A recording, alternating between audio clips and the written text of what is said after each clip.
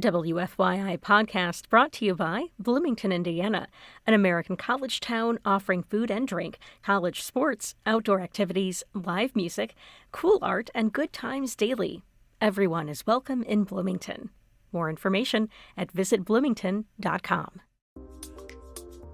This is WFYI News Now. It's April 15th, and I'm Abriana Herron. On today's show, students on the Near East Side compete with a chef to make the best nutritious snack. The Indiana Black Legislative Caucus launches its annual town hall series. And as Muslims celebrate Eid Al-fitr, one Indiana community holds a candy walk.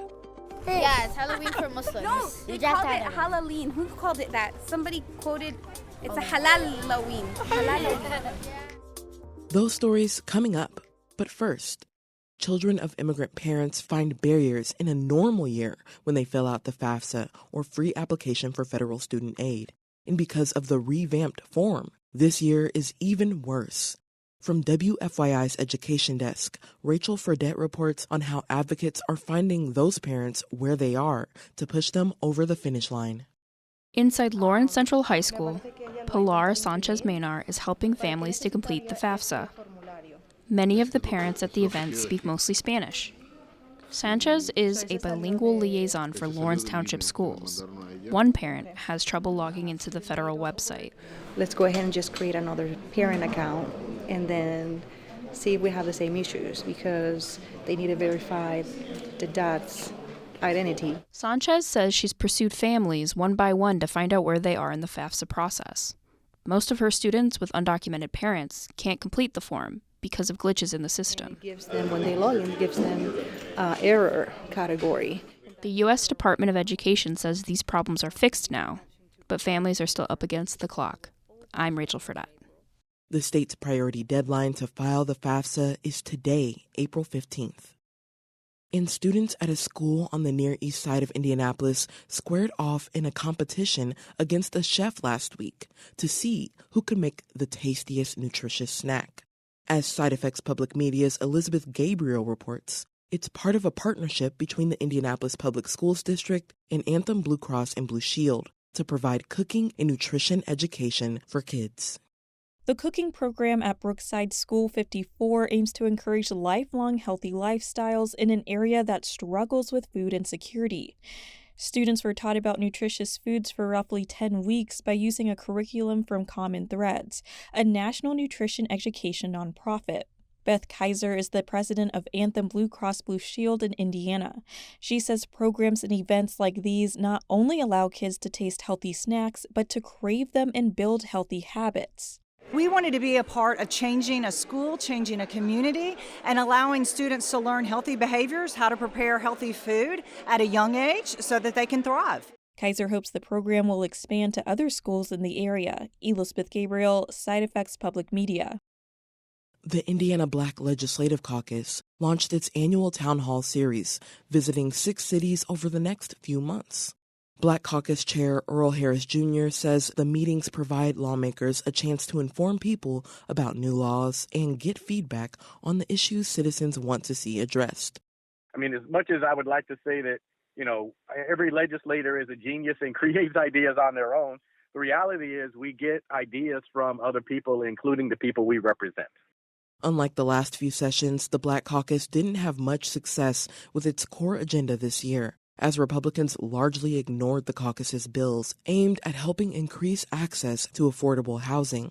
Harris says that won't affect the town halls, as lawmakers will make sure people know that legislation sometimes takes years to finally make it through.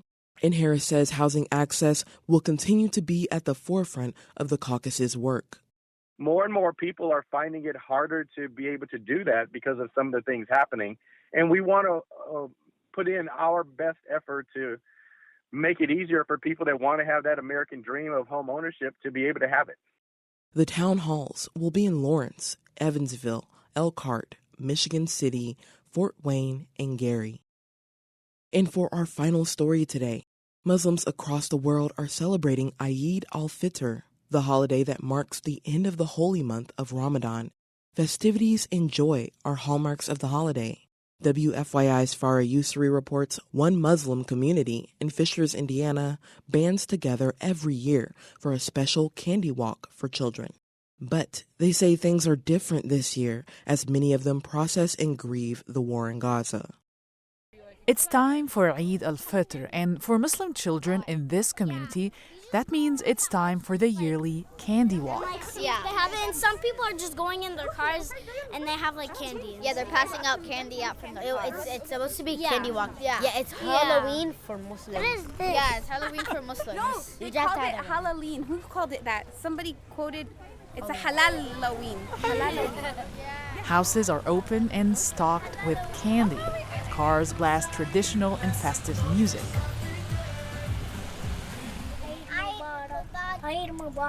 Eid Mubarak, that's the greeting, which means have a blessed Eid.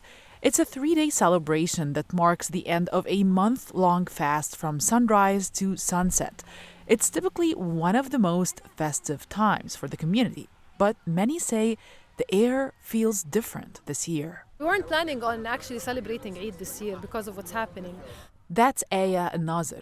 She is Palestinian who moved to the U.S. a couple of years ago.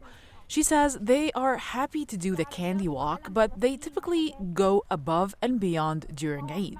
They hold big parties and rent out an entire playground for their kids to play with their friends. But as the war rages on in Gaza, they told their children they are in no mood for that. We told them we cannot do all of that just because there are other people back home. They're dying, literally, they're dying. Following the deadly attack that Hamas launched on Israel on October 7th, killing around 1,200 people and kidnapping roughly 200 hostages, Israel responded with a 6-month onslaught. So far, it has killed more than 30,000 people in Gaza. That includes thousands of children. And there is barely enough humanitarian aid going into the enclave. Now, a big portion of Gazans are starving, many on the verge of famine, according to international aid organizations. Some in the Arab and Muslim community in the U.S. have family and friends in Gaza. Most are closely watching the news. And the kids at home notice. Like 9-year-old Lulu, she carefully walks as she carries her bucket filled to the brim with candy with her left hand. Her right hand holds onto a big Palestinian flag that rests on her shoulder as she walks from house to house. I noticed one big thing. You have a flag? Because what's happening in Palestine is like really bad. Lulu tells me she wants to enjoy Eid and celebrate, but also doesn't want to forget about the children in Gaza. In their teachings, Muslims are told they have to spread joy and festivities during Eid through things like meals and buying new clothes for children. The candy walk is this community's iteration of that. It's a tradition that's been going on for nearly 10 years in this neighborhood. Rasha Nael is one of the organizers. We just put it together, we make a WhatsApp group, whoever wants to join, we add them to the group, and then we send out all the addresses, and then everybody just goes either on their GPS or they already know because they've been here for several times, and they just find their way around and they just they just get candy. She says this year's walk was actually almost canceled, but they wanted to make sure kids can still be kids. Dana Awad agrees. She's a Muslim Palestinian American who often brings her children to the walk. I feel like it's important for our kids because we live as a minority here in the USA, so we have to really make such a huge deal of our holidays despite what's happening back home, just so that they know that our religion also has joy and happiness. And according to the kids, this year's candy walk did not disappoint. I want to say everyone is the best. Why? Because it's super duper fun. Farah Yusri, WFYI News.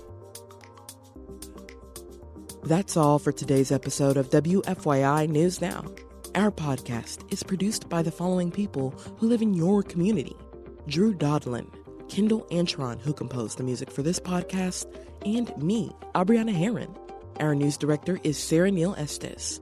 If you like today's episode, remember to subscribe and share, and follow WFYI on Instagram, Facebook, and YouTube to check in on our newsroom throughout the day. Thanks for listening. We'll be back tomorrow.